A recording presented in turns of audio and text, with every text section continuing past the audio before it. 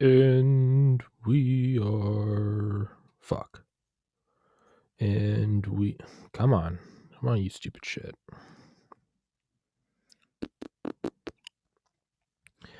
And we are recording. I'm trying with 3 recording methods right now, doing Zoom, doing a QuickTime Player movie, and doing a screen recording. But that's not interesting to you who's listening. That's just a bunch of boring bullshit. So, what are we getting into? I really have no idea what we're talking about today. It's Solo Rant. It's episode 362. I just had on a badass woman named Claire Lopez, who is an ex-CIA agent and who is as intelligent as the day is long.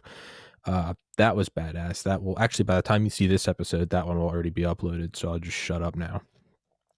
Merch is up on the store, including this badass Alex Jones sweatshirt, which is covered in the words of the rant of 2 rants he gave on episode 911 and episode whatever the second time he showed up on Rogan was. I think 1455. Yep, but that's where we're going. I'm scrambling right now, doing a solo rant. We're just going. We're going right now. We're talking. I love lamp. I love brick. Brick, do you really love lamp? Or are you just naming things you see in the room? Trying to grab onto something. It's like you're falling down the side of an icy mountain and you're just trying to grab onto something that sticks. Just you're sliding down, just going down. It's like Ice Age, like the little thing going for its nut. I don't really know. What are the real tactics of global domination? I didn't realize it till I was saying it out loud the other day to Mr. Michael Swanson, author of War State, which is a badass book, which is a terrifying book. But it's that the idea that money is going to take down the American empire, it seems laughable. The idea that these generals in these nuclear bunkers with these just waves of Abrams tanks and B-52s and B-1Bs and B-2s and B-21s and so on and so forth, the idea that they're going to be taken down by money, I just don't see it happening. My biggest fear is that China did interfere in the 2020 election. And I have to be very cognizant of what I'm saying. I have to be very aware of what I'm saying because I cannot over the last couple of years be making fun of my liberal friends for thinking that Russia is behind everything. Russia. Like, that's a very dangerous precedent when you just, because you'll start seeing it everywhere. And it's not always everywhere. Again, in the book 1983 by was it Robert Downing? Taylor Downing? We see that he talks about how these Soviet intelligence agents truly started to see British and American spies everywhere where they didn't even exist. Actually, fuck it. Let's change gears. The Special Collection Service, the SCS, is a part of the NSA that installs listening devices in obscure places. And I'm trying to flesh out this again, try to put it into words like I've tried and failed to do the other day about the philosophy of Hitman. Hitman. And it's that it's not always what you fuck. I really don't know how to put this into words. Maybe I'm just getting worse at podcasting. But to cite Transformers 3, Dark of the Moon, the best Transformers movie made, fuck you, is I think it's Soundwave or Shockwave or one of the evil Decepticons, right? What he does, and me and my friend Matt always made fun of it, but what it does is it goes up to the back of a U.S. government satellite, and it goes right up behind it, and it has these like silicon, plastic, like fiber optic tentacles, if you will, like little veins, a lot of organic imagery. And there's like little lights pulsing up and down it. Again, it's just kind of like a human take on what a what a robotic organic animal would look like. But it starts seeping these its veins into this satellite, and it's like prying open like hinges and stuff, and it's going down and like zapping onto like the motherboard or the mainframe, right? Like Hacker 9000, like I'm in the mainframe. I broke past the firewall. They're good, but I'm better. Um God, if that's just not the no, let's not do that right now. Is it seeps into this satellite, and but it's just that imagery, regardless of the rest of the movie. It's just that imagery, and that's always kind of how I imagine this like shadowy, whatever it is, intelligence. It doesn't matter what nation it is, or even if we're just talking about a power structure. But there's this thing that kind of, another way to imagine it is I think it's what's the movie what's the movie with Ben Stiller where all the kids have to lose weight, the fat camp or whatever it is. Or you could even go back to the Hulk with Ed Norton, when he and the girl who plays like the elf in Lord of the Rings, they're standing in the middle of like a college campus, and hangnails suck. And he like notices like a soldier running behind from a tree to a tree. You also see in the movie Fat Camp where it's like, imagine you're looking out at like a field or something with some trees in it, and imagine there's like staggered trees, maybe like every 50 yards there's like a tree, all at different different things on the x-axis and y-axis. And if someone's running towards you, they get behind one tree, go to the next, and they're getting ever closer to you. And if you're viewing it from the side or from above, you can see them moving. But from your angle, you don't see anything. But this thing is getting closer to you. And that's kind of like the imagery I have of intelligence agencies. It's like they're not this, whereas like an actual military, like an armed opponent, is something more like the soldiers marching in the field like the 1700s, or just like a column of tanks coming towards your nation's border. I have a pair of underwear I'm wearing is really fucking tight. I'm gonna take them off camera so you can still hear me, but I'm over here and I'm just putting on sweatpants instead of these underwear. It might not be that the underwear is tight so much as I just need to fucking lose some weight. Oh, that feels better. Oh yeah. But that feels so much better. Yeah. Man, is this it? Is this adulthood? Is this is this the culmination of it? We're on a rainy Friday morning on February 19th. Friday, February 19th, 2021 at 11:55 a.m. Eastern time. Is this it? Is this the culmination of life? Oh yeah, take off those underwear. Those are a bit tight. Oh, that's much better now. Oh yeah. But yeah, this idea I have of like intelligence agencies, it seems like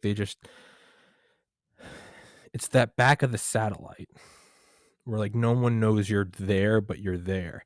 I don't think I'm putting it into very good imagery. Again, if you can't explain it simply, then you don't understand it well enough. And I've been trying to explain this for several minutes now, and I think I'm failing spectacularly.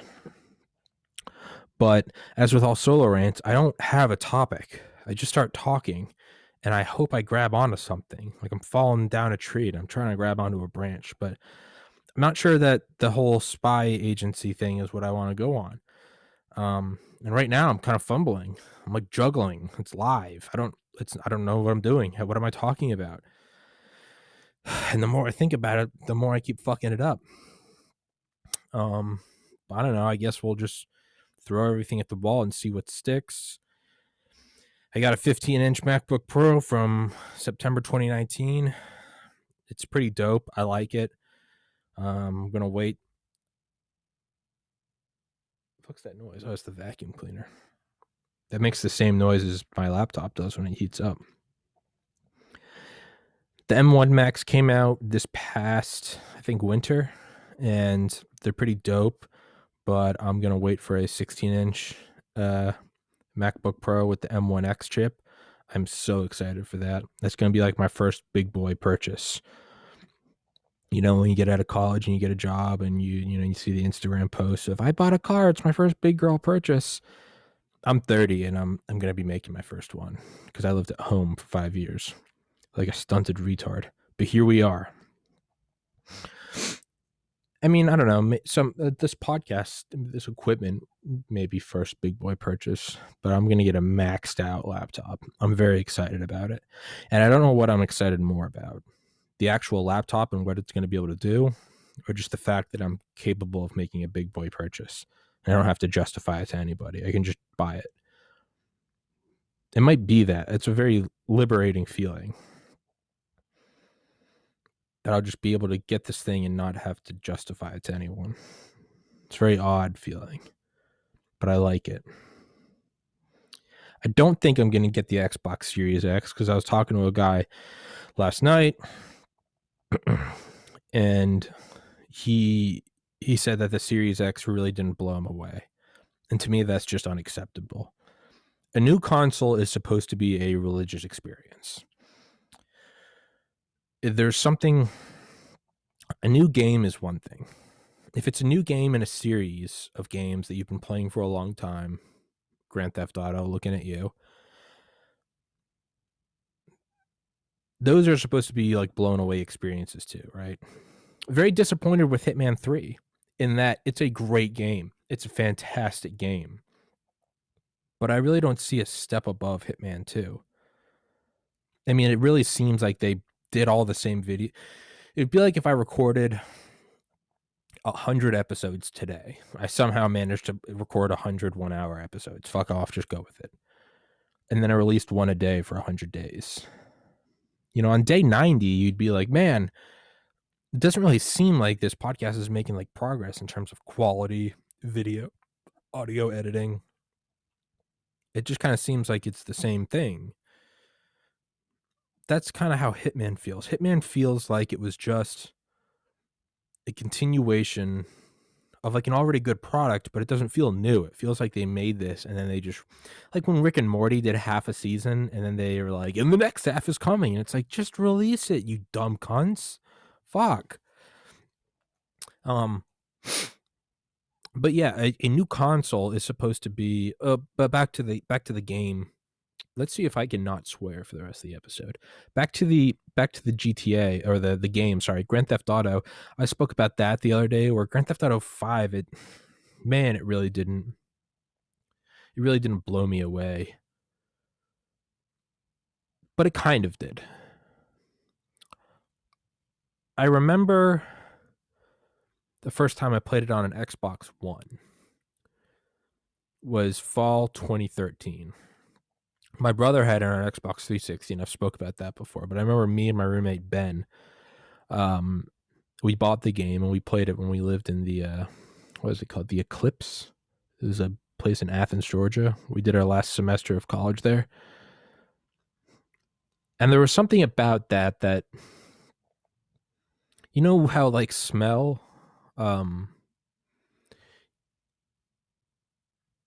You know how smell can bring you back to a place unlike any other scent? Or, sorry, on any other sense? There's something about that game where I turn off the music when I play games. I just don't like any cinematic music. I don't like anything. No background, no nothing. I don't want to hear a theme song. I don't want to hear anything. I want to hear the game. Like, give me, it's like when a girl, like, puts filters on her photos and you're like, dude, like, you're beautiful. Like, just let me see you. Like, and that's not just like a cute thing you say. Like, truly. Like, women, like, don't put a filter on. Like, you're beautiful as you are. Good Lord. Delicious. But I do remember not turning off the music for whatever reason on Grand Theft Auto 5. And maybe it was because I felt like I was getting into med school. I had aced the MCAT. Maybe it's because it was the last semester of college. We lived in the top floor of this brand new building. It was way out of our price range, but because it was brand new, we got it at like a super discounted price. So we were able to live basically in this like penthouse. Granted, it's Athens, Georgia, and it's a fifth floor penthouse. It wasn't some Manhattan shit.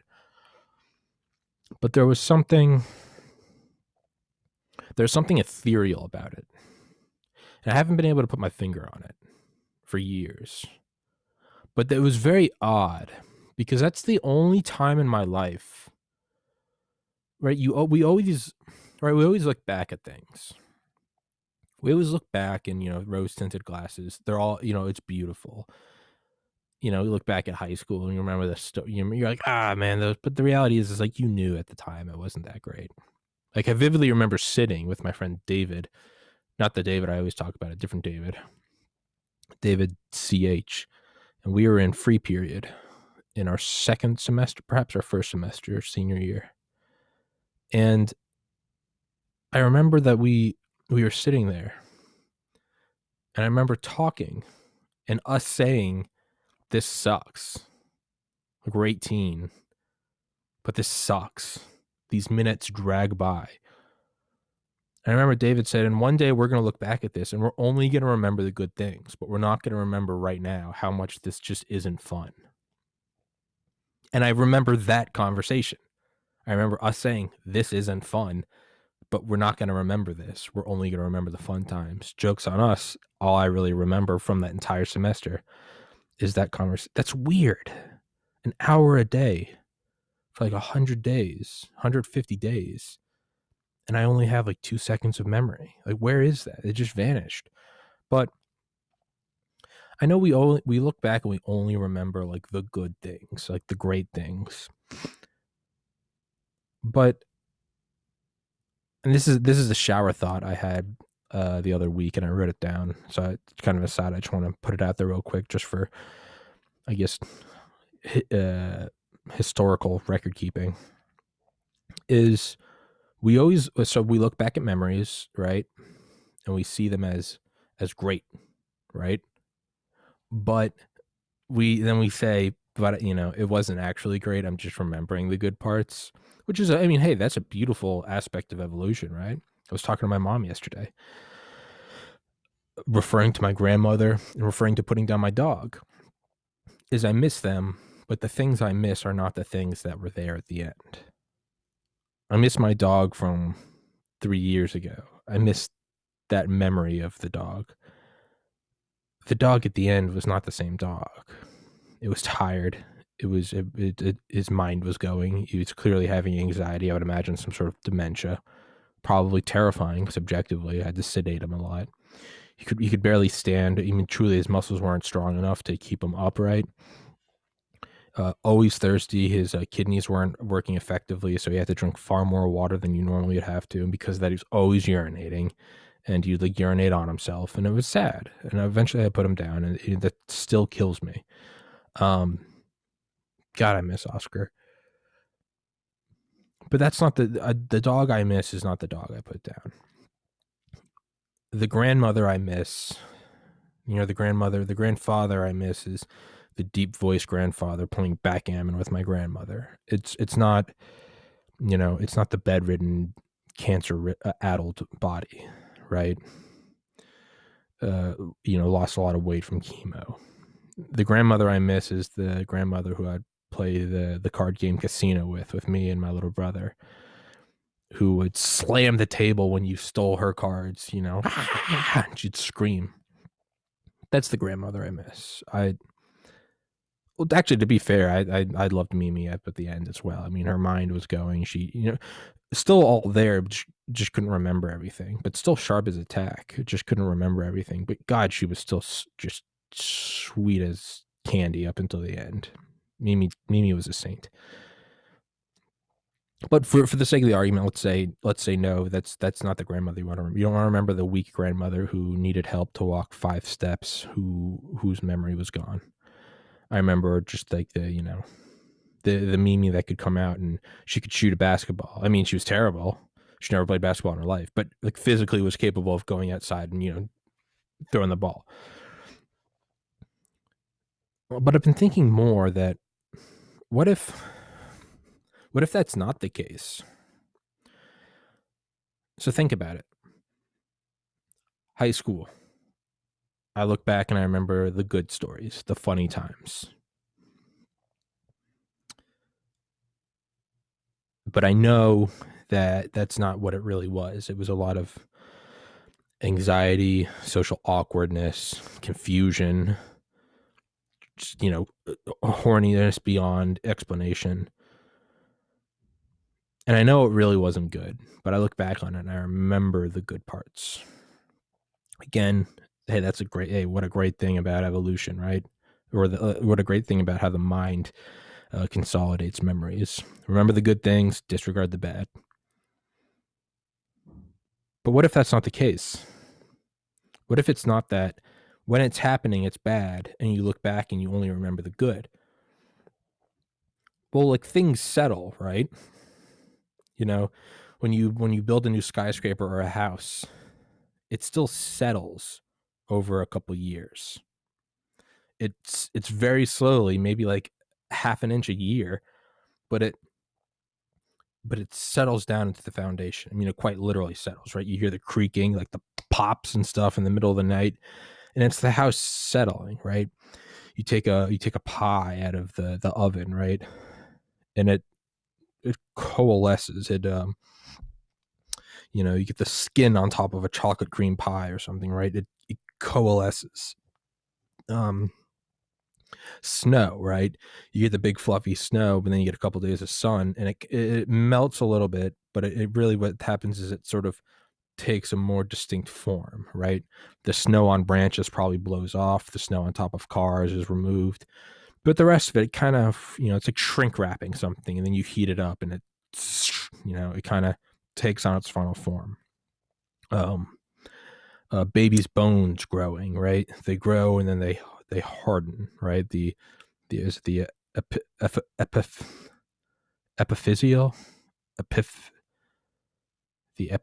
the epiphyseal plates, the epiphyseal, whatever the fuck, the cartilage between the bones, it settles, right? There's a great YouTube channel called Big Stat. I think it's Stacked, STACK capital D. It's like Stacked Casting or something, and it's this dude that just melts metal. I think he lives in Australia. I think he's retired, but it's just this dude that melts. He'll just go grab random shit, like he'll go find an old car, like an old engine, and he'll strip out all the copper and melt it down into copper like ingots or coins and shit. And then he stamps it with his like YouTube logo. It's actually incredibly hypnotic. You go find some of his video, and it's cool shit too. Like you'll take a ladder and just melt it down. It's really, and I love it because he keeps all the filings, all the dust, all the little shavings. Like he keeps all of it. It's really, really.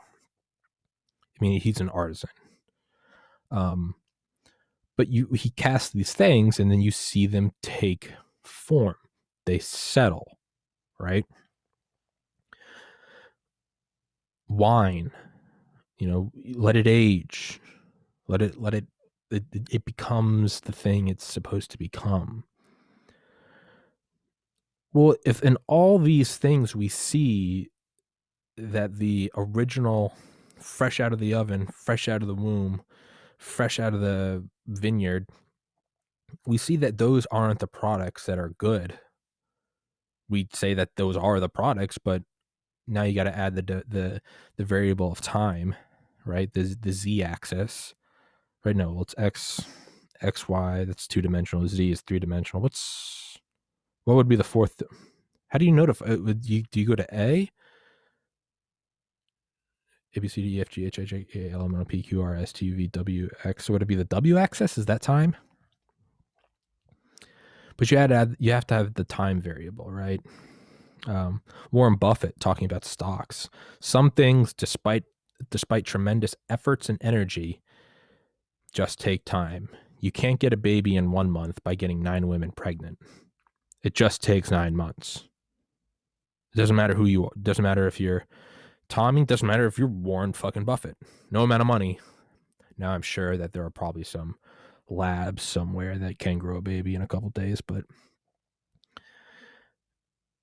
some things just take time to settle, to coalesce. A relationship can be puppy love, right? Just mad infatuation and sexual attraction, but it's the relationship after years that really solidifies, right? It's that comfortable reliance and familiarity, right? It's the friend that you haven't talked to in a couple of years, but that you've known for 20 years, and you can call right now and just talk to. And it's just that very comfortable. It's like learning a new language, and you may be proficient in it, but if at any point you really need to get your point across, you jump back to your native language because you don't think about it. So I'm saying all these things to say that some things just take settling. And is that so back to the shower thought, we are still on topic. You may not think we are, but surprise, surprise, fuckface, we are. Damn it, I was gonna try not to swear. Some memories take settling, or sorry, memories. So that's the foundation of this foundacious. That's the foundation of this whole shower thought is, what if it's not that I remember the good things, but I know I'm only remembering the good things. The reality is that the actual things sucked. What if that's not the case? So let's break that down into what is it actually saying? Right now, in the present moment, in 2020, in 2021, I'm remembering something from spring 2009. It's been 12 years. I remember that event event A as something good. But I know for a fact that when event A was happening in real time, event A actually sucked. I look at it from now, event A is good, but I know that event A actually sucked. And so what are we actually saying? We're saying that as it happened, it sucked, and that's reality. What I'm looking at from now is fake, right? It's like a push-up bra, right? You're looking at it and you're going, I know it looks great, but I know the reality isn't great. That's an example, right? The reality is I know it's not great, but the illusion, the push-up bra, is making it look great. However, I will challenge that and say, no, the reality is it's great regardless. All boobs are great. The push-up bra is the illusion. I don't know if that analogy actually works. Maybe it kind of does. What am I trying to say?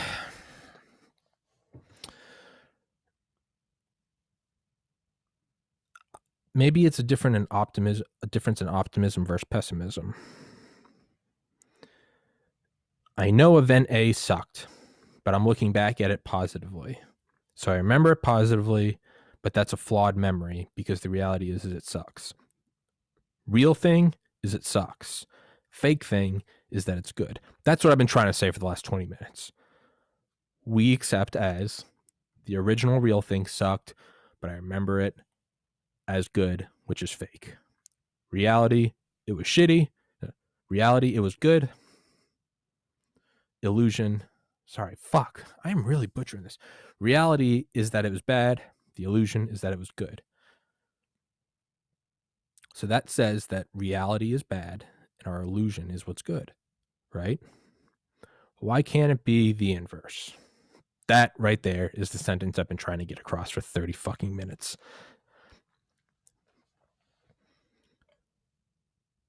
Why do we have to take our illusion of our memory? This beautiful thing where you remember the sunniest days of summer, You remember the snowstorms. You remember the good times. And we have this thing, we go, yeah, but you know that's fake. Why do we have to pull that down?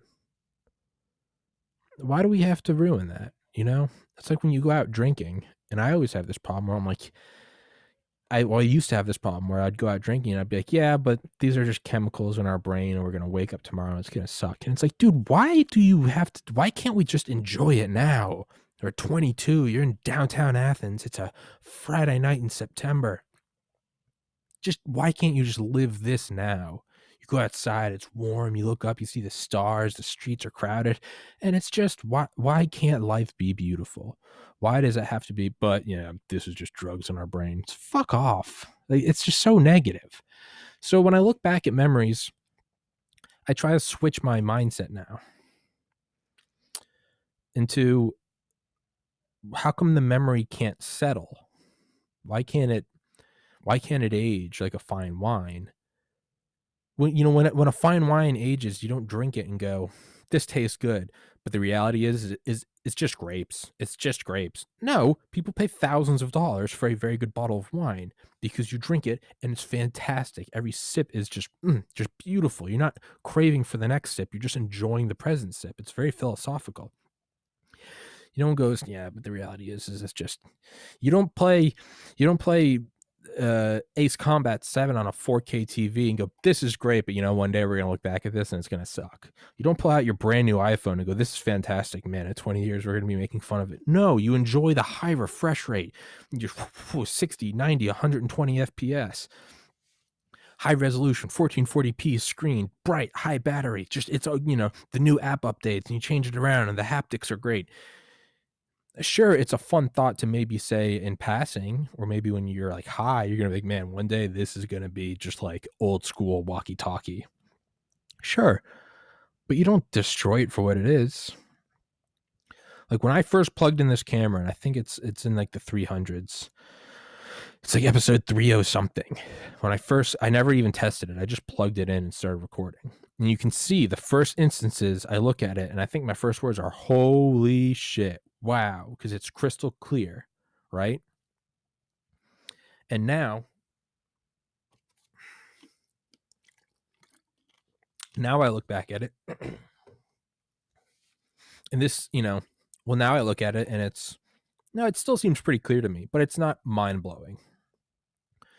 When I look back at old episodes, pre-300, I'm like, man, that webcam was shit. But I never thought that at the time. I was like, this is great. I got a podcast going.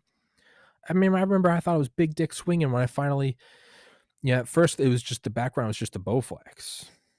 And then after that, the next episode, I eventually draped a flag over the Bowflex. And I was like, here we go.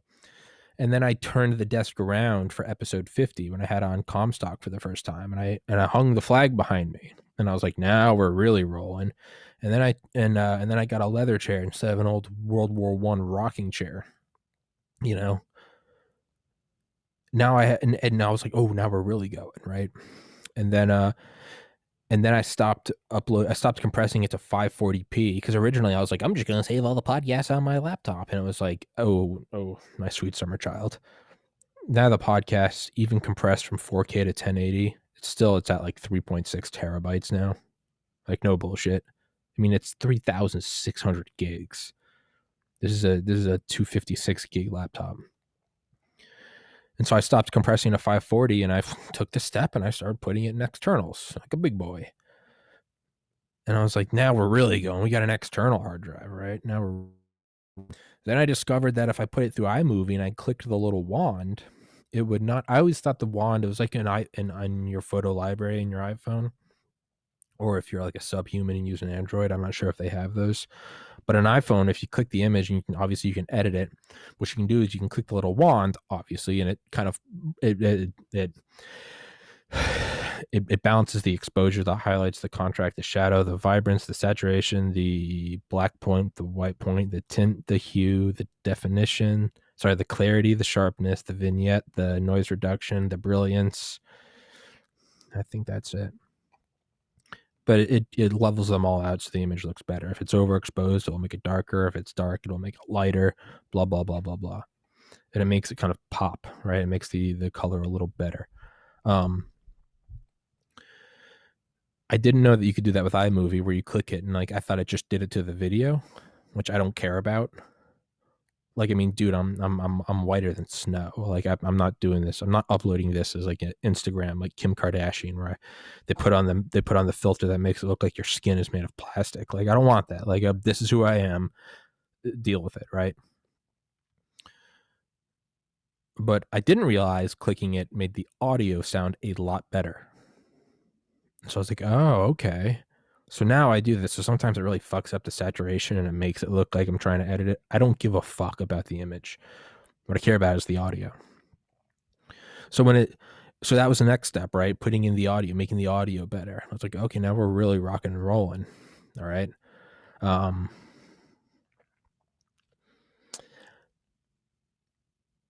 Then what came after that?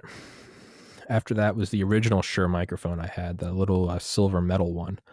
Then it was like, okay, now we're rolling. And I would balance it on the laptop, like 2 feet from my mouth. I don't think it ever did anything. And I was like, oh, we got to turn it up all the way, turn up the gain all the way. Because, right, more is better. And I would put it through iMovie and then I would jack up the volume to 500%, not realizing that it kind of made that like deep fried meme noise.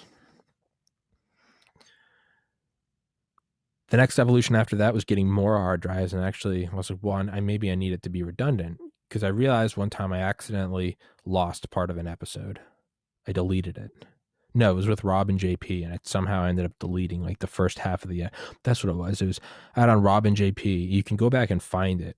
I think it's in the sub 100. It's in before episode 100. It's Rob, JP, and I, but you'll notice Rob isn't in there because at some point I fucked up the recording and had to restart. And then the only part that saved was Rob and I, or JP and I, talking for like 20 minutes. We were talking about testicles and stuff. I think it was right before Easter. And I was like, okay, well now I need 2 forms of recording, because what happens if I fuck it up and I don't? What happens if I lose it? And so that's when I started recording with Zoom as well as screen recording.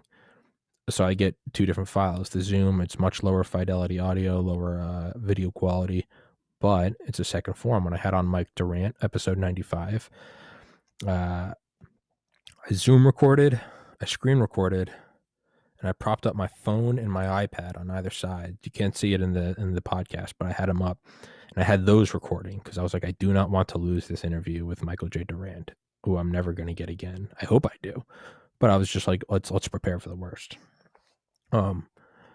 Then the next step after that was what was it after that? I would say the next big step after that, it was putting up the new camera. And the new camera was like, wow, like, this is clear.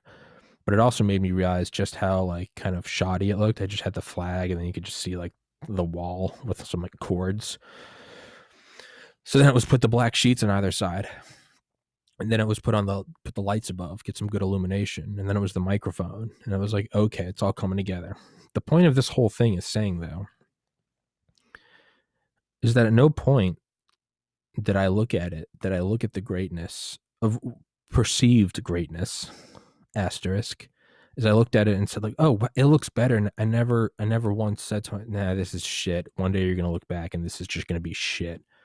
No, I truly appreciated it for what it was at the time. Always keeping in mind that I want to improve.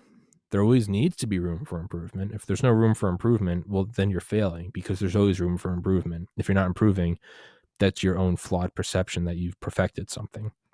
Except for sharks. Sharks and ICBMs are 2 things that are the culmination of perfection.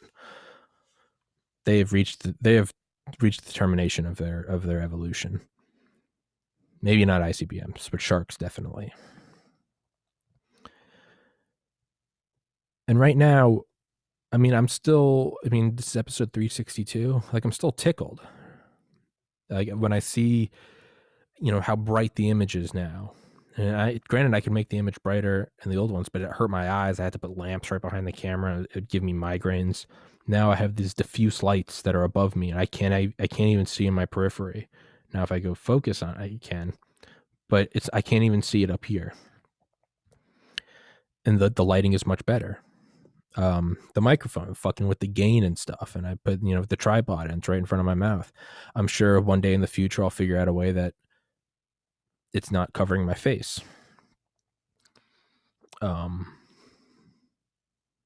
Another thing is sound. I moved as I put up in the video yesterday where I showed the studio, quote unquote, is I was worried about sound reflection, and I never once worried for 300 episodes that I had a flat screen TV.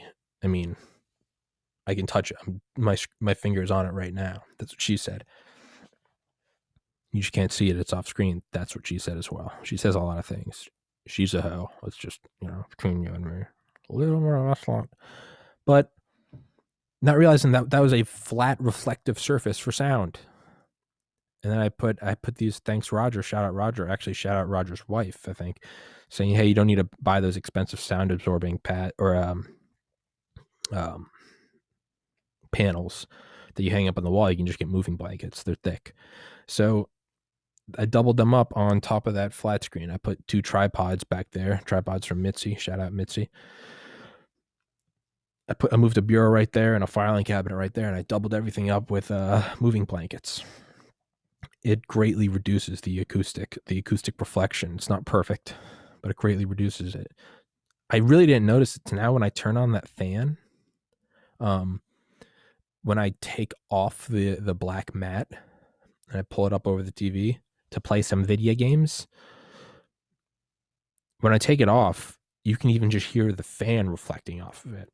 A loud fan that I'm not going to turn on right now, but a loud fan. So it's not even like this faint thing. It already blocks out all other sound. It's just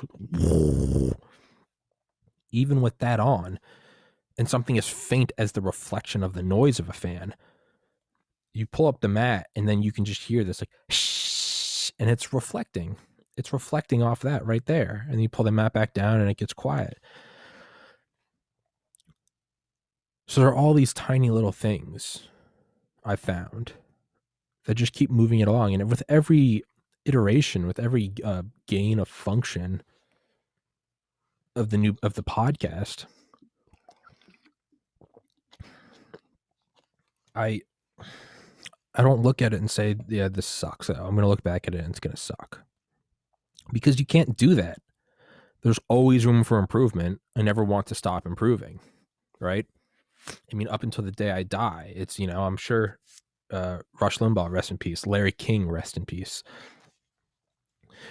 I'm sure that throughout their iterations, right, even they at the apex of their careers, I mean, I'm sure even Rogan, right, they're going to keep moving, and it's like, oh man, we're going to try to bump up to 8K HDR or something. I think there's value in continually improving. I think it's good for the mind. That being said, don't belittle your advancements now. Be happy with where be happy, but be hungry. It's a fine line you have to walk between. Don't grow content. Grow content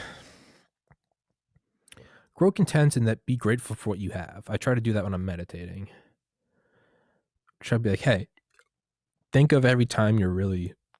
Think about you ever like fuck up your shoulder at the gym, or your leg, or something, lower back. You're like, oh, it's just you find yourself kind of having to shift the to me the best case of this is sunburns. I can't even talk about it. So I can't look at people with sunburns. I hate it. I can't watch it. I hate them. That's hell on earth. I can't even change my mind to blah, blah, blah, blah, blah. I fucking hate. Focus.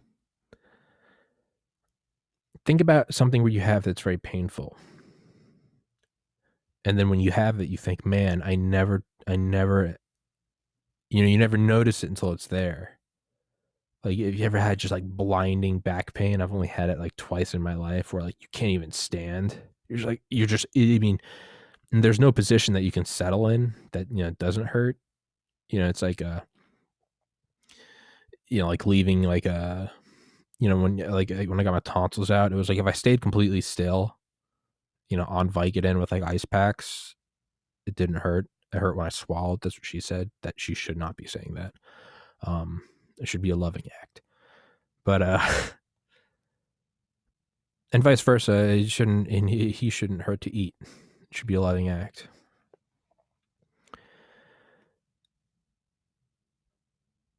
There is it's that's not a good example. The pain that you can kind of like let go away briefly. You have to think about the pain that's just there constantly, like a headache or a nausea or a sore back, where it doesn't matter what position you're in, it just still hurts. When you have those things, I don't know about you, but I know that I think, man, I never am like grateful for when this isn't here. It's not until you have a splitting lower back pain or a sunburn where you can't even take a hot shower, lower back pains where you can't get out of bed, um, a headache to where just like anything but having a blanket over your eyes is painful. And then you have to get up and go do something, go to the restroom, take a hot shower, check your phone, sunburn, back pain, headache, respectively. You become acutely aware of how easy life is without these pains, and how I just wish I did when I used to have strep throat. I just think I'd be like, God, I just can't wait to not have this pain. We're getting braces and it hurts to eat crackers, right? And I don't mean like some like Caucasian cannibalism. I mean actually eating crackers, like Ritz crackers. That was good. Fuck you. It's a thing. That is what I mean by grateful. Is sometimes you have to be grateful for what's not. When I sit down and meditate, and it's at first my mind will always be jumping around to what are we doing next? How are we going to make this better? I got to get a bigger guest. I got to get more subscribers. Come on, man. You got to do better than that. You're not doing well. You got to be pushing harder, faster, better, stronger. You need to be reading more audiobooks, listening to more documentaries. You need to be getting bigger guests. You need to be posting on more social media platforms. How come you're not making more money on revenue? Why aren't you doing this? Why aren't you getting that? How come you? And those are good things to have that keep you hungry. You know, there's nothing like a little bit of a healthy jealousy in a relationship. And I need to specify when someone more attractive than you is hitting on your significant other. Your significant other, that doesn't necessarily mean that they're entertaining it and making you jealous, but there's nothing wrong with a little healthy jealousy to make you go, okay, maybe I don't need that extra burger. Maybe I should go to the gym tomorrow. There's nothing wrong with a little, little kick in the pants. But oftentimes when I meditate, and I've been trying to get better about this. My whole life I've been trying to implement it more during meditation, is be grateful for right now. I don't just mean in that sort of like cheesy sense that like, yes, we should be grateful, but I mean, come on, when you say like, hey, be grateful for drinking water, like it feels good. You feel like noble and virtuous to say it, but you don't give a fuck. You can't imagine anything other. I have to pee so bad. We're at 48 minutes and 20 seconds.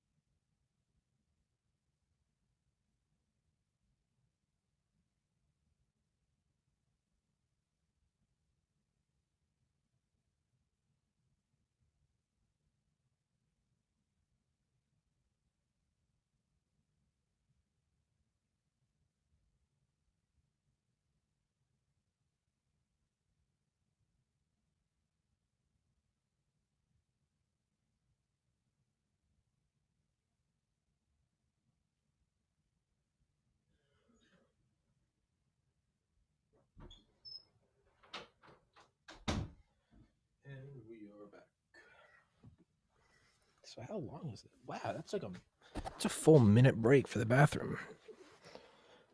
So another evidence of improving the podcast is I now am editing out bathroom breaks. I didn't realize just how long they were. In my mind, they really were. I was gone for 20 seconds. I didn't realize I go for a minute and a half.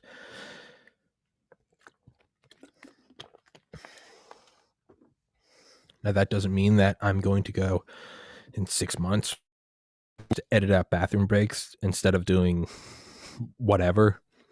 This sucks. No. Be grateful for the little improvement that is today. Okay, I'm going to start editing out bathroom. Actually, I started yesterday. I think that was the first day. Was it yesterday? Did I do a solar rant yesterday? I think man, I'm losing my mind. But be grateful for the little moves that happen, right? Don't belittle them. Yeah, so like meditating, I try to, because again, when you just kind of say these empty things to yourself, which I mean, they're not empty. They should be grateful for shelter and food and water. But the reality is like I've never been in water. That's just a fact.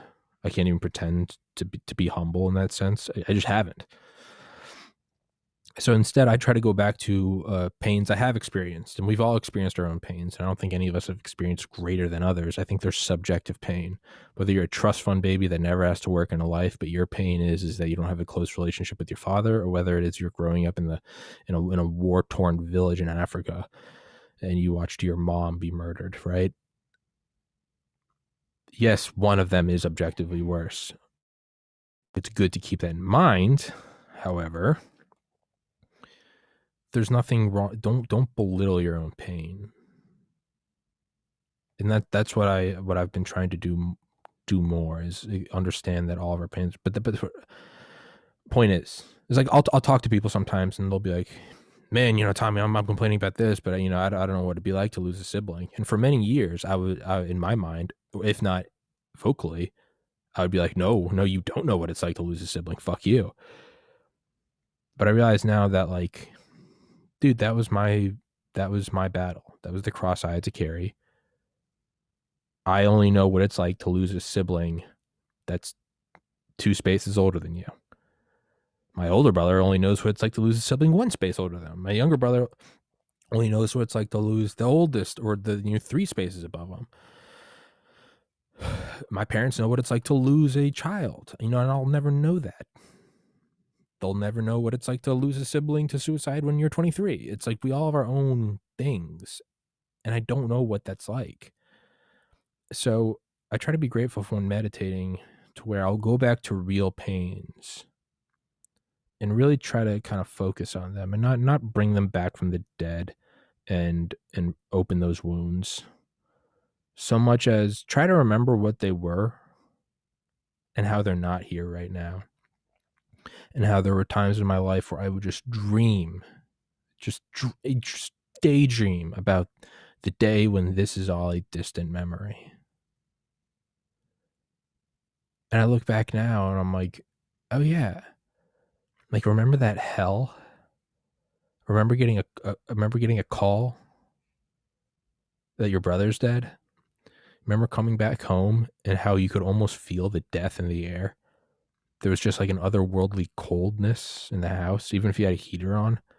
At least to me, that's one thing I'll never forget. It was just how it felt cold. And this is coming from someone that loves the cold. It's 57 degrees in this room right now, and I love it. Like that's a distant memory now. It'll be 7 years and 2 months, right? And like, I've survived. Remember when you had to call your parents and have them come get you so you could move home in 2016 at age 26? And how embarrassed I was. And it's all a distant memory now. Like, thank God that's not here. Thank God I'm not going through cold turkey clonazepam withdrawals. Thank God that first day of a breakup when you're just at the bottom of a mountain, or I would say you're at the bottom of a well and you have to climb up just to get to baseline. And you're just like, and it's not until that first day, months down the road, maybe years, that you realize you went a day without of thinking of her, him, non-binary foxkin,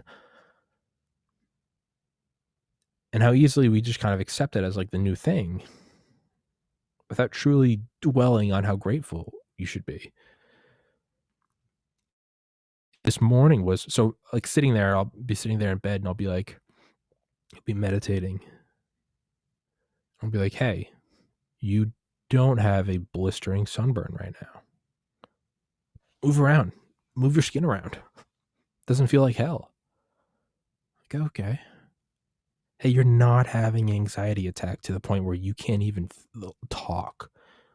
You have to have someone come put Xanax in your mouth and sit with you until you feel like your world isn't collapsing into an existential black hole. You don't have a blinding headache where everything hurts and you just want to be unconscious. You're just here. You're not on the side of the road with a flat and you have to call AAA. You didn't just realize that you have to retake a course next semester.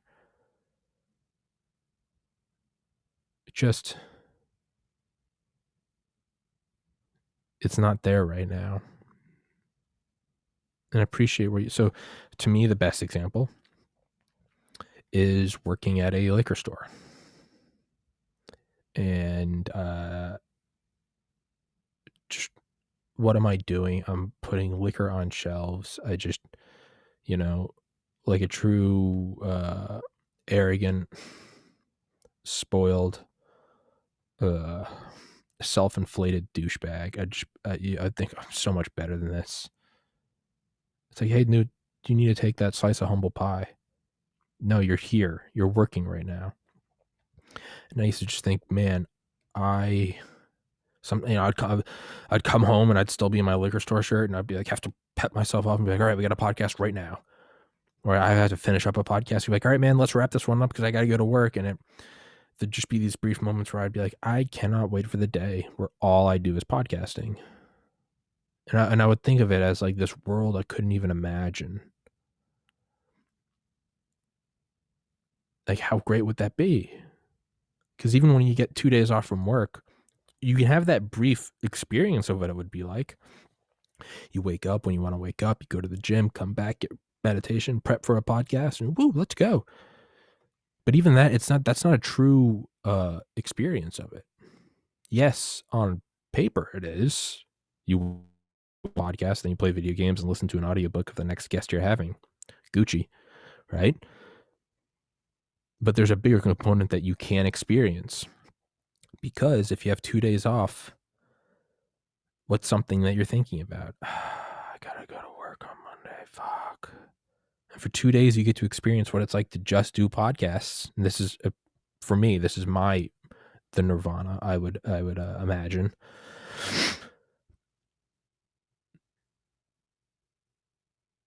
But even that wasn't a true example of it because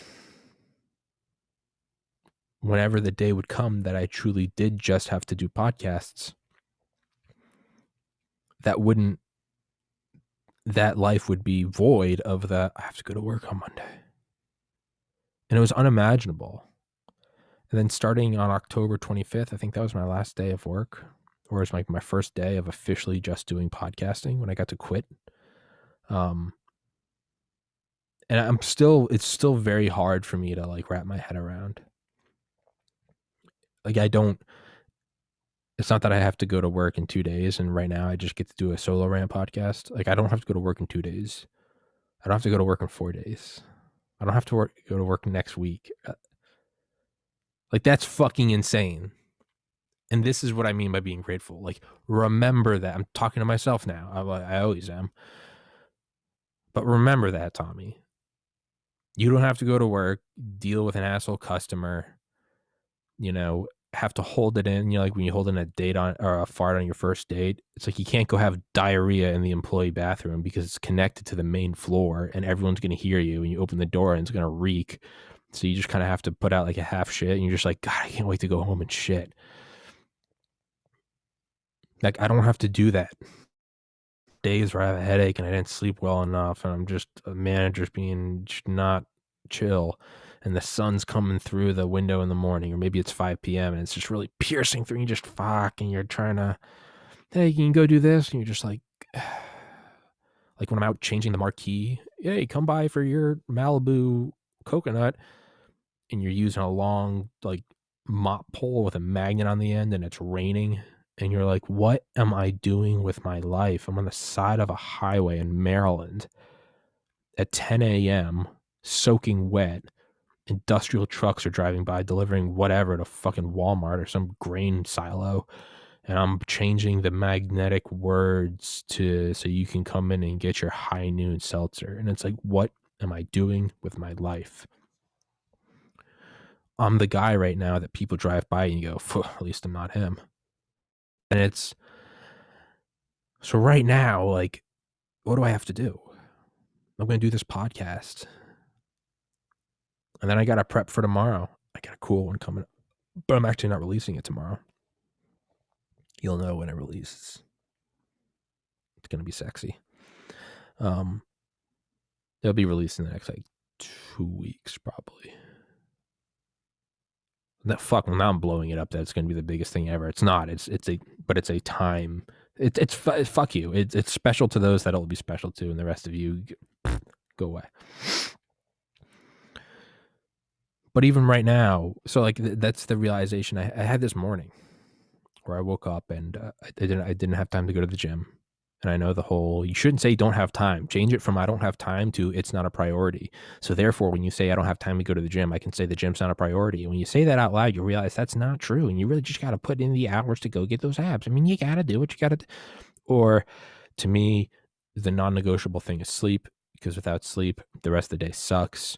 To me, non-negotiable is sleep. The second non-negotiable is meditation. Those are the two non-negotiables before a podcast. The first of which is sleep. The second of which is meditation. The third of which, though very important, is still number 3, and that's exercising. I'd rather be well rested. And the next thing is I'd rather just get my mind straight. After that, I'd rather exercise. But I didn't have time this morning because I had to. There's no such thing as solutions, only trade-offs, or no such thing as solutions, only compromises, or only solutions. Life is a series of compromises. I woke up and did a shower and meditated. And while I was in the shower, you know, I wish I'd gone to the gym first. I mean, I can't believe I'm not going to the gym. Blah, blah, blah, blah. And I had this moment where it just kind of dawned on me. I was listening to Mac Miller and showering. And I kind of started to like dance a little bit I was like, because at first my mind was just running. I was like, I just woke up. I gotta take a shower, and after this I gotta meditate, and I got a podcast coming up. Oh, and then I have to prep for a podcast tomorrow. I can't even play video games all day. I have a guest tomorrow. Who am I having? It's a UFO episode, and it was shown into my mind's eye for like a moment. I didn't even realize that I hadn't been being grateful for it. Right? It creeps up on you.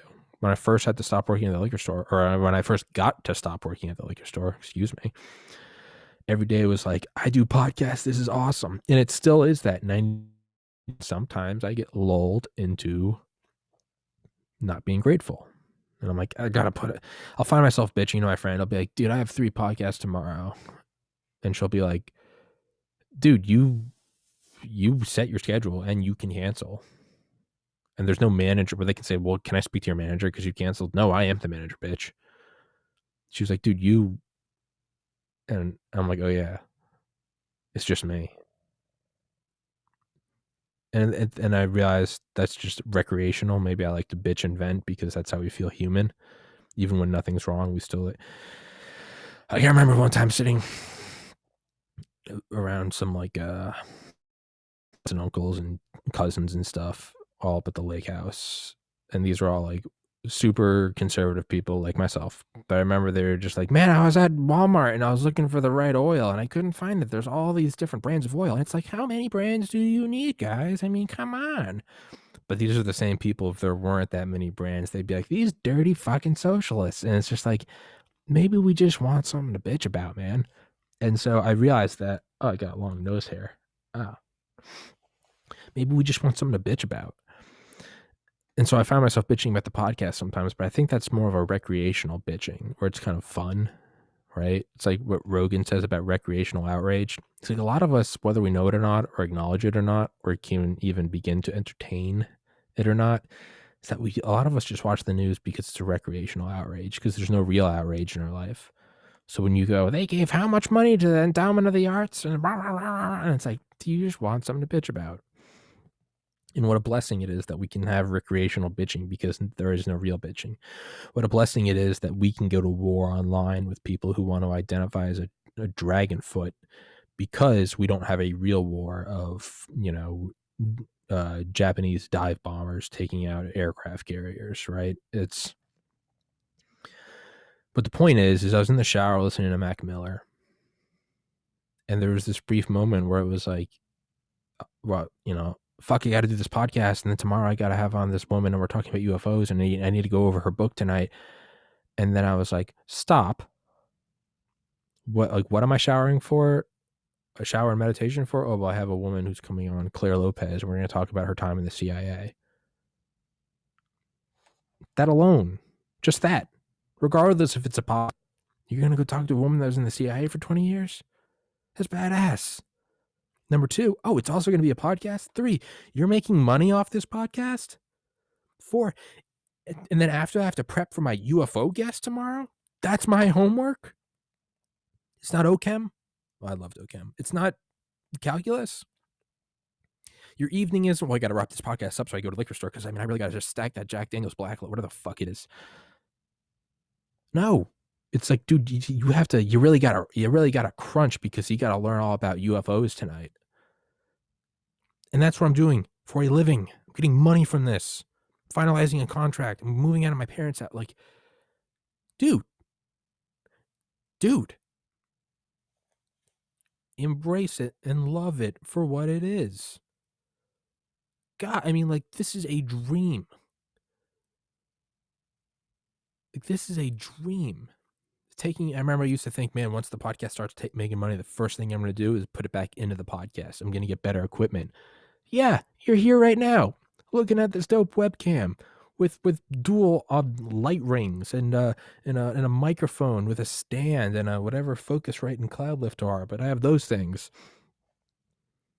and I have a black background and a big leather chair, and I have 100 terabytes behind the computer, and then I got 25 terabytes in my NORAD vault. Even just little things where I used to have to plug in every hard drive one at a time, and then I had to plug them all into a hub. But now I have them all just clicked up to where I just have to press that big comical green button. It's just little things, though. For the first time ever, I mean, I've spoken about this a lot for all of you OG listeners, how hard it is to get guests, right? The 95% ghost rate. I haven't talked about that in like 100 episodes because it hasn't been a thing. For all the new listeners, the 95% ghost rate, what that is if you send out 100 emails, 95 people don't respond, 5 people do respond, 4 of which tell you no, 1 of which tells you yes, you get that one guest. You got to send out 100 emails per interesting guest. And then in between, you just have to fill it with friends and other former guests. I don't say have to. Those are fun episodes, and I'm grateful for them. But when you want to get on a new author or something, you have to do that. And it started to, I got more and more authors started saying yes, and that led to a self-acceleration. But now it's gone to a new point of acceleration to where I don't have to go out of my way to find guests. I just ask guests. I'm like, do you know anybody interesting? And they send them along. It's at this point, it's like a protoplanetary accretion disk, to where at first it's like the rocks kind of have to bundle together, but now it's getting large enough that it has its own gravitational pull. Now, granted, gravity exists across infinite distances and between all sources of matter, but let's get to a point of nucleation or a coalescence of a protoplanetary, I guess, spheroid, oblong sphere. I'm just saying words now. It doesn't matter. Point is getting to a point where now I'm in. And I remember early on, it was like once I had a guest, I was like, oh, now I can do guest number 2, and then I can do guest number 5, and then I can do guest number 10. And it was easier to get guests because it was like, now I at least have episodes. And then I got my first kind of like big guest, and I was like, oh, cool. Delta Force guy, Dale Comstock, episode 50. And that led to Mike Duran, episode 95, which led to, I would say, 161, Brigadier General Robert Spalding, which led to 216, Charlie Duke, Walked on the Moon. Not sure if I've topped that one since. And when I look at those, and I look at that growth, every time I was floored at that sort of new paradigm. Now I'm at a holy grail spot. I used to think, man, imagine when it gets so big that it just starts attracting people on its own. That doesn't mean that I try to pick it apart and go, yeah, but I mean, you still have to find. No, shut up. And is there another paradigm after this? Goddamn right there is. To where maybe I don't even have to ask guests. Maybe they ask me.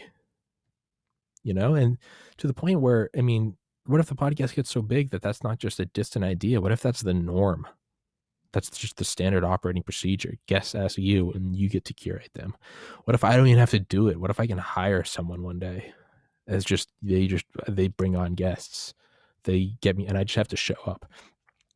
What if even the whole recording and processing and exporting and storing and uploading and social media linking, what if that, right? Because right now I got to screen record, I got to compress to 1080 to iMovie to export to upload to get the screen grab, get the link, put in the link to the apparel right here, go buy that sweatshirt, put in the link to the apparel, take that whole link, put some hashtags or SEOs on it, and then upload it to like 9 different social media platforms.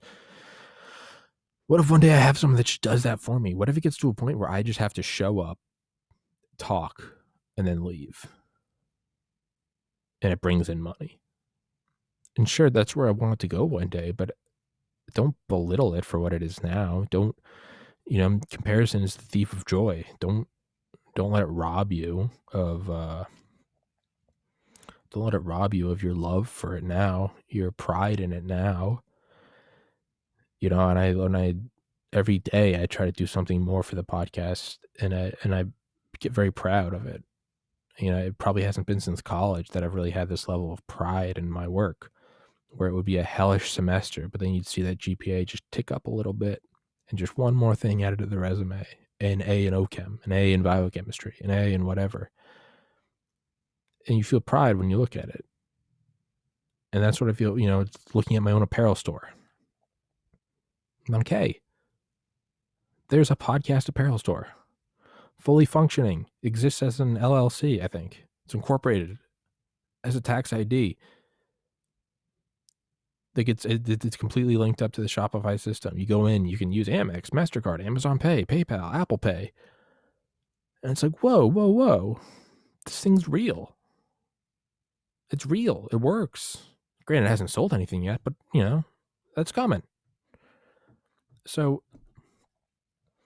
just all these little things that if you're not careful, you can slip into a sense of,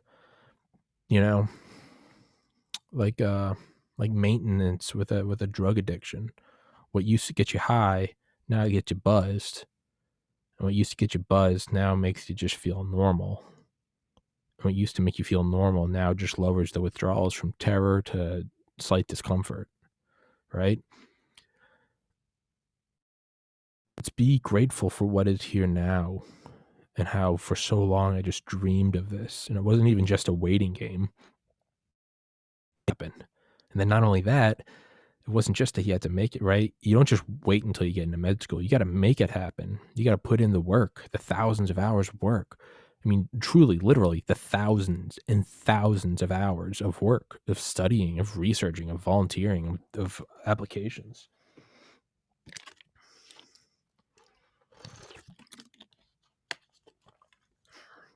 You got to put in that work.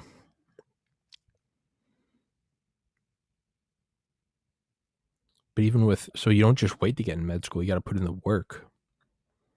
But even that, if you put in the work and you do score better than other people, because there's not an objective score you have to get. You're scored in comparison to your peers. So it doesn't matter if you get an F on the test. If everyone else gets a 0, your F is an A, right? F and A. So with the podcast, I would argue, to me, subjectively, I can say it was harder to get this podcast going than it was to get into medical school, because medical school, there's a psychology in that. Yes, it's going to take a long time. It's going to take thousands of hours. Like I just said, it's going to take years. But if you score better than your peers, and I knew I was, then you're on track to win. It will work, right? It's like, this might not work, right? If you go out into space and you throw a rock, let's just say there's no orbits, whatever. Let's just say everything's stationary, and you throw a rock at the moon. It will hit the moon eventually. You have to wait. All right. Now, what if you're on Earth and you have to, let's use a med school analogy, you have to you have to sail from New York to fucking wherever, somewhere in England, to Belfast, right? The path exists, but you still have to put in the thousands of hours of work. And you might sink, you might not. Now, the podcast is like Christopher Columbus. You know what you want to hit, and that's why you're leaving. But just because that's what you want doesn't mean that that's what exists out there for you. And whatever exists doesn't even mean that you'll attain that which exists. So there's just terror in it. Again, with med school, it sucked, but the goal was there. If you did hit it, you would get it, right? It's like a video game. You got to get 2 million XP to unlock the fucking whatever, whatever plane or tank or gun. But you know that you will unlock it. You got to put in the hours, you got to grind, but you know that eventually when you get to that point, you will unlock it. That doesn't exist for the podcast. That didn't, where you might grind for that 2 million XP. You might row your boat from New York to Belfast, but Belfast might not exist because you don't know where Belfast is. You don't even know that there is a Belfast, there's a port at all, or at least a body of land that you can jump ship and swim to. And that's what this podcast is. This podcast was like shooting a generation ship, but instead of shooting it at another star or galaxy, you just shot it into the Hubble Ultra Deep Field, where it's just darkness and you hope it hits something. That's what this was. And the fact that that's what this was is why I should be so grateful. Like, it didn't come in a traditional sense. It wasn't YouTube like, here's your money. YouTube still hasn't monetized me, those motherfuckers. They said it takes 30 days from the point where you hit 1,000 subscribers, 4,000 view hours, and then you apply to be monetized. I've done that. I did that in October. It's been about 120 days. Nothing. I wonder why. It's because I'm problematic. It's problematic, not the most fascistic, semantic gymnastics. You're problematic. Jesus Christ, if that doesn't, what does problematic imply? That there's a solution. When have we last seen a final solution to a certain problematic group of people, right? But, I mean, we're seeing that, right? Value papers. Where are your vaccine papers? Right? We had to use fascism to get rid of the fascist dictator. Trump isn't a dictator if you can vote him out. Sorry. Well, let's not dive into that right now. So be grateful, but at the same time, being grateful for everything, have to also stay hungry, right? So there's a duality. Be grateful for the fact that it's here, that the podcast is working. Don't forget that. Don't it's not. If I want a bigger TV, I want a new MacBook. I want bigger guests. I want 2,000 subscribers. I want to be making money. I want my own room. I want to be me. Don't fall into that hole, because that's a subjective jail that there's no point of being in. Be very grateful for what's around you right now. You don't have to work at a liquor store. You're moving out of your parents' house. You don't have to go fucking do some 9 to 5. You're making money doing podcasting, man. Like, rejoice in that hot tub of bliss. Slip in up to your neck and just but also, that hunger for more is good. Don't grow content. don't let it start to bother you. Don't I want more, I want more. No, dude, it's like you don't have to go to work. You wake up when you want. You get to have the guests on that you want. You listen to what you want. You do what you want when you want. You can do 3 episodes a day for 3 days and then take 9 days off and it still comes off as the same. Like that's incredible. So don't let it pull you down. However, and it's a fine line. Don't be ungrateful. I want more, I want more, I want better, faster. No, be very happy for what you have. Don't let it ruin your day. Don't be ungrateful, but don't be content. And that's a very, that's like if you're at a buffet and you just ate a pancake and you're like, I want to go get more. And your mom's like, wait 5 minutes until that one settles and then you can go have more. Don't be ungrateful for the pancake in your belly. That may not be a good analogy because that's just gluttony. I'm not even going to use an analogy. I'm just going to use the reality of what's now. Don't be ungrateful for this. Don't get your panties up in a bundle. One day you're going to miss living with your parents, as hard as that is for me to believe right now. One day you're going to miss it, right? Just like one day you're going to miss your dog, as much as a bitch as he was sometimes, most days. Don't be ungrateful for what you have, but don't grow content. It's at 1,800 subscribers. I mean, that's good. We'll just put out an... No, get bigger and better guests. Get cooler guests. Have better conversations.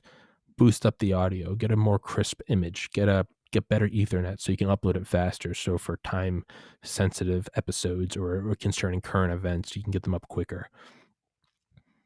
Hopefully economies of scale. Sell more merch so you can start selling it for less. More streamlined guest acquisition services. That's going to be my division. Guest acquisition services, right? Always push, try to get it sharper. Just be the best. You get to 2,000, cool. Let's get to 3,000 subscribers. I mean, fucking hold that buck knife and go. Go cut throats of the centuries. Like go fucking hustle. Go get it. But also don't be ungrateful. So it's when it starts to ruin your day, remember to be grateful for what you have. But when you start, okay, hold on, let's twist this. What is the source of the bad day? I want more, I want more. Well, isn't that bad day driving you to not be content? Man, they're interchangeable. Are you being ungrateful or are you just, feeding the fire of hunger? Fuck. It's a tightrope. You got to walk that. I don't know, man.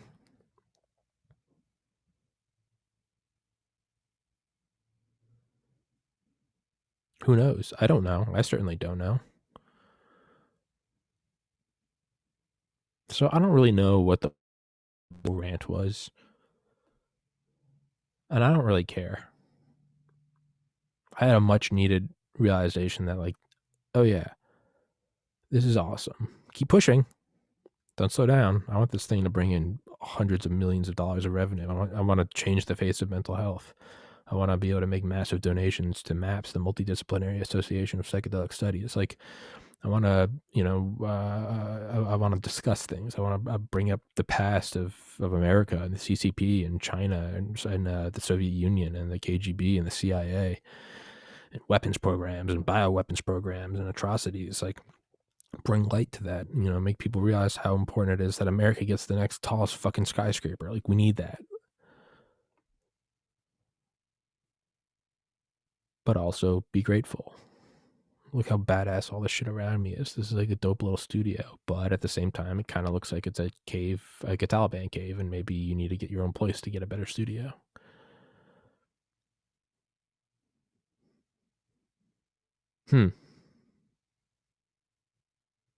So what was the point of this episode? Man, I don't know. But I'm grateful that I can just sit down and talk for an hour and a half. And now I have to go prep for a UFO episode tomorrow.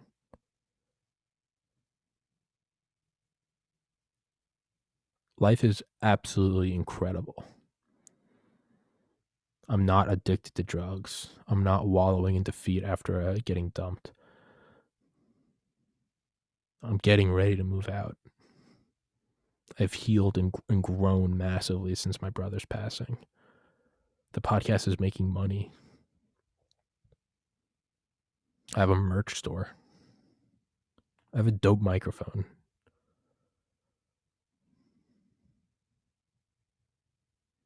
God, be proud. Be happy. Be grateful. Be content. Don't be content, but be grateful. But you know where gratefulness and being content does not apply?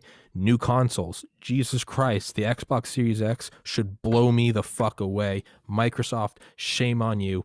Bill Gates did COVID.